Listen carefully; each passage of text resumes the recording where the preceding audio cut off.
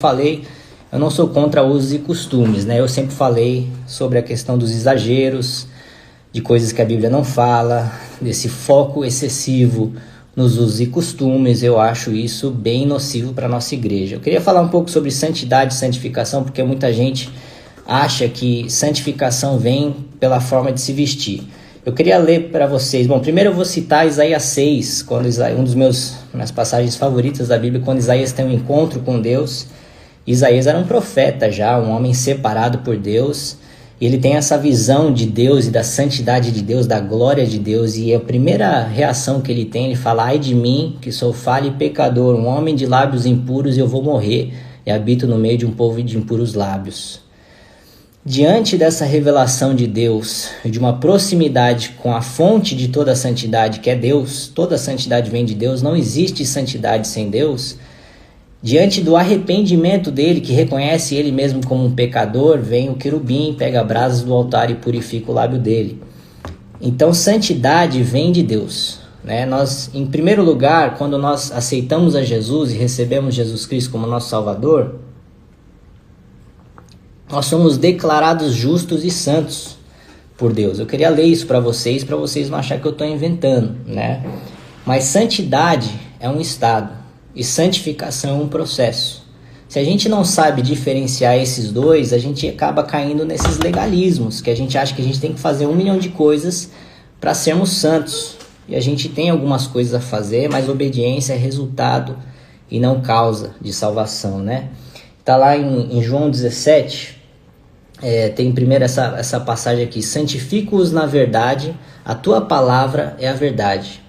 Então, se eu estou aqui falando que a nossa igreja precisa conhecer melhor a palavra de Deus e usar mais a palavra de Deus e focar mais nela do que em usos e costumes, eu estou a favor de santificação, porque a palavra de Deus nos santifica, né? Está lá em João 17:17, santifica-os na verdade, a tua palavra é a verdade. Então, usos e costumes não santificam ninguém, a palavra de Deus santifica, né?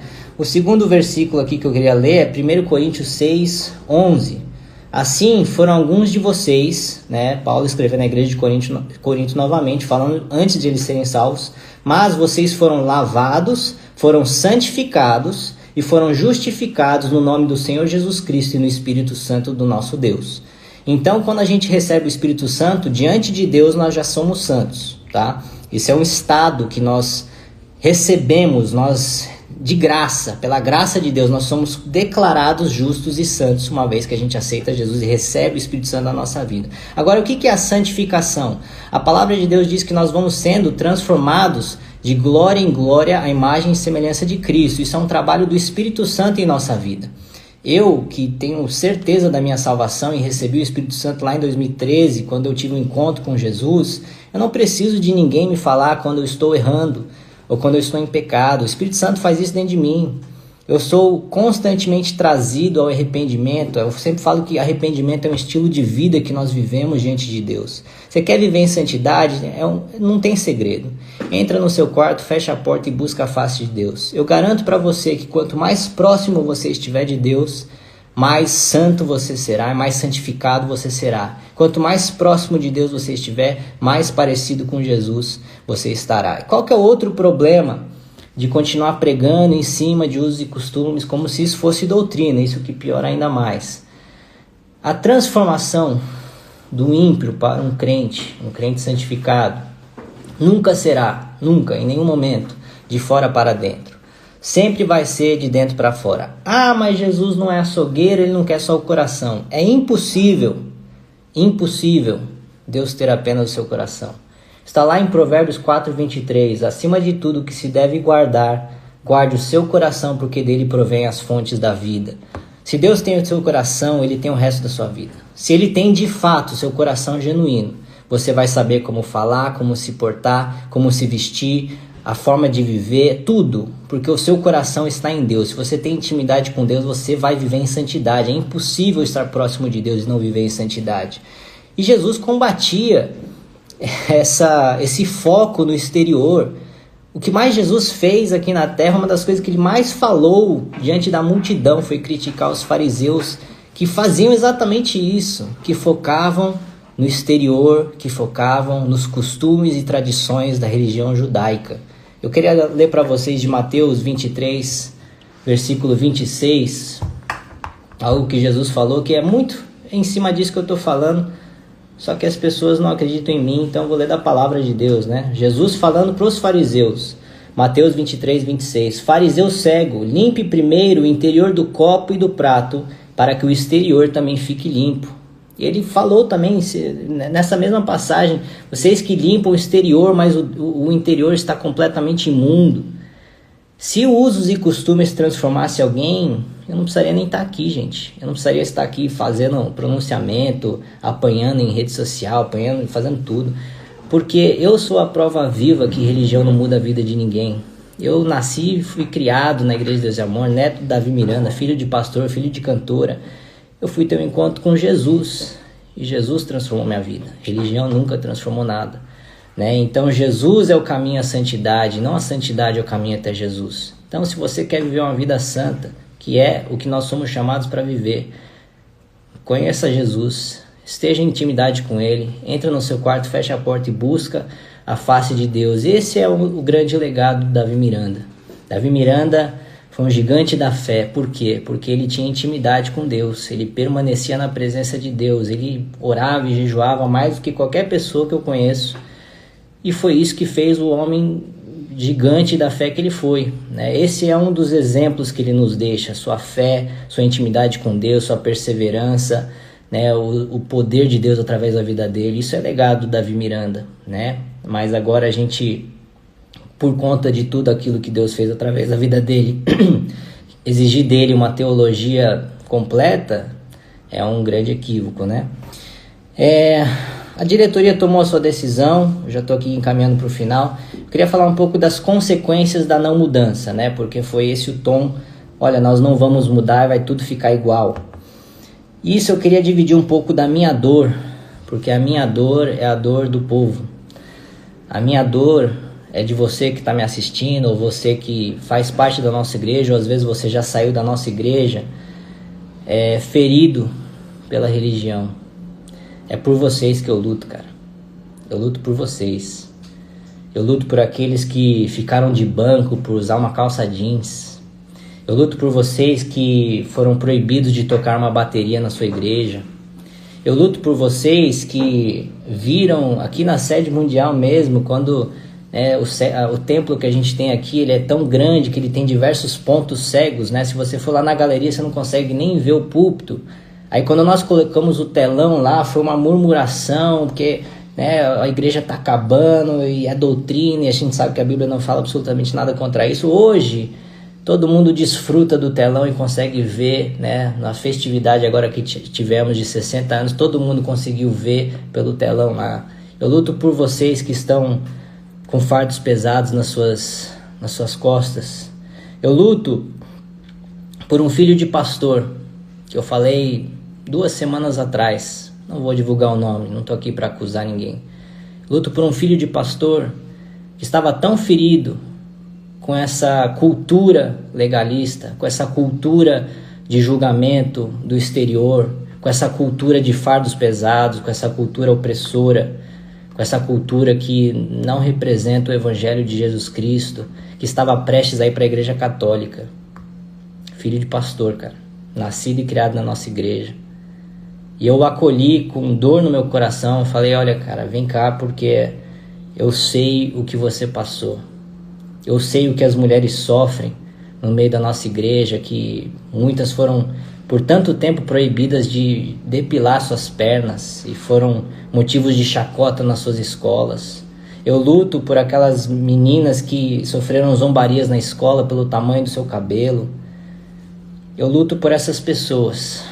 Eu luto por essas pessoas que sofrem por conta de usos e costumes exagerados que a Bíblia não cobra. Eu luto por vocês.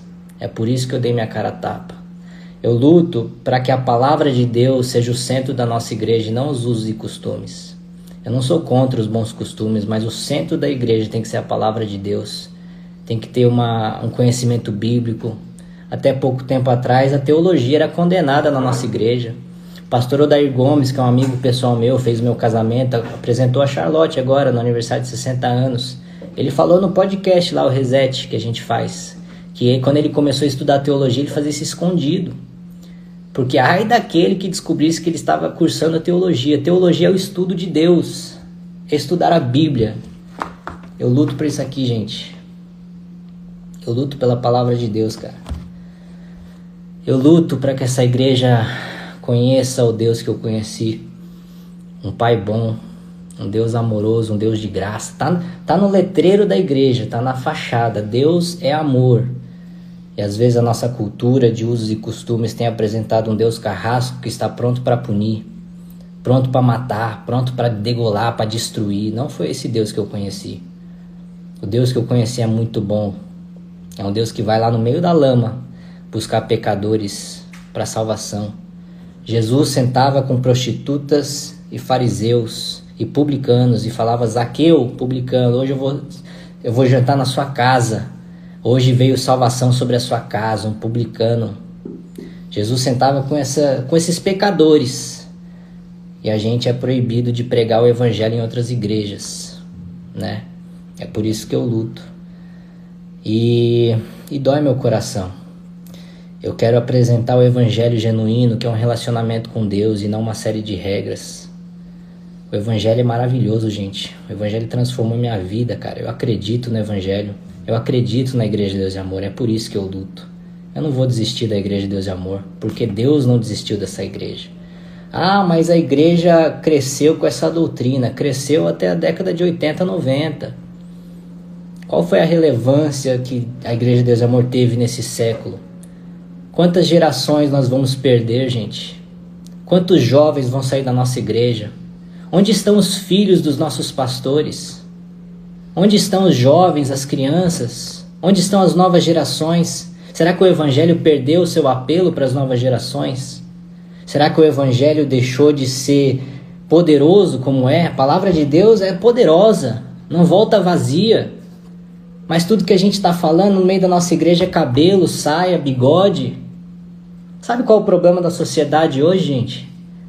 A gente vê drogas, imoralidade sexual, divórcio, destruição da família, marxismo cultural, ideologia de gênero, casamento gay, desigrejados. A gente vê uma apostasia generalizada da sociedade. Eu morei nos Estados Unidos, um país que foi fundamentado no cristianismo. Os Estados Unidos já não é mais um país cristão. Eu fui lá agora em Times Square, eles vendem drogas no meio da rua, legalizado. Esse é o problema da sociedade. A gente está falando de paletó e gravata. A gente está falando de luz nos nossos cultos. A gente está falando de saia, de salto, de sobrancelha. Se existe uma guerra entre a igreja e o mundo, e a gente sabe que existe, a gente não está nem na arena para guerrear. A gente está falando de coisas fúteis. A gente está falando de coisas irrelevantes para o evangelho. O evangelho, a palavra de Deus, é como essa faca de 2 gumes que vai lá no fundo da alma e que pode dividir ossos e medula para discernir o coração do ser humano. Quando nós estamos falando do evangelho, nós estamos falando sobre caráter, sobre coração, sobre espírito. O corpo é pó e ao pó voltará. Quando que a gente vai começar a focar naquilo que de fato transforma as pessoas? Quando que a gente vai voltar ao evangelho? Gente, eu queria pedir desculpas para todas as pessoas que saíram feridas da Igreja Deus e Amor. Eu queria pedir desculpas para pessoas que estão hoje depressivas pelos fardos pesados que a nossa cultura impôs sobre elas. Eu queria pedir desculpas para todo mundo que foi morto na fé por uma cultura de julgamento que nós temos na Igreja Deus e Amor. Me desculpe do fundo do meu coração. Essa é a oração de Daniel, que pediu desculpas a Deus e perdão pelo erro dos seus antepassados. É isso que eu venho buscar melhorar. É isso que eu venho buscar transformar. E qual que é a consequência disso tudo? Da não mudança. O resultado, ele fala mais alto que qualquer argumento. 95% da nossa membresia são adultos e idosos. E uma igreja que não tem jovens é uma igreja fadada à morte. Se a gente não mudar, será que existe uma IPDA do futuro? Será que existirá uma Igreja Deus e Amor daqui 30 anos se a gente manter tudo igual?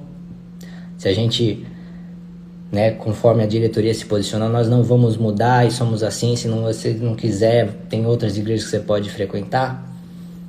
Essa é a pergunta que fica para aqueles que estão tomando a decisão